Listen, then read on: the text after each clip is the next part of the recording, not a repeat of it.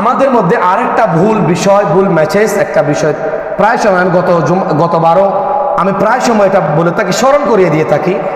আমার বাবার নামে কোরবানি হবে, আমার মায়ের নামে কোরবানি হবে, হুজুর আমার নামে কোরবানি হবে, আমার ভাইয়ের নামে কোরবানি হবে, আমার ছেলের নামে কোরবানি হবে না, এটা হবে না। ফাসাল্লি লিরাব্বিকা ওয়ানহার, হাবিব আপনার রবের নামে কোরবানি করুন, সালাত আদায় করুন। তাহলে নামটা কার হবে?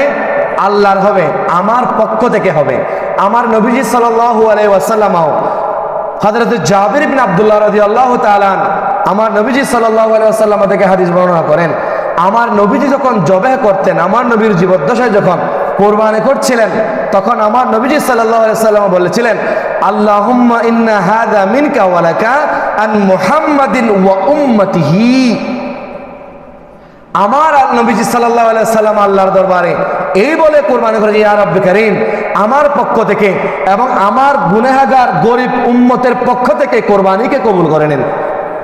তাহলে আমার নবীর নিজের পক্ষ থেকেও কোরবানি করেছেন, আমাদের পক্ষ থেকেও কোরবানি করেছেন। সেজন্য যথাসম্ভব আমার রসুলের জন্য এক ভাগ রাখার চেষ্টা করবেন। আর যদি 7 ভাগে 7 ভাগ হয়ে যায় তাও করতে পারেন, অসুবিধা নাই। কিন্তু কেউ যেন এটা না বলে আমার নামে কোরবানি হবে, এটা যেন না বলে।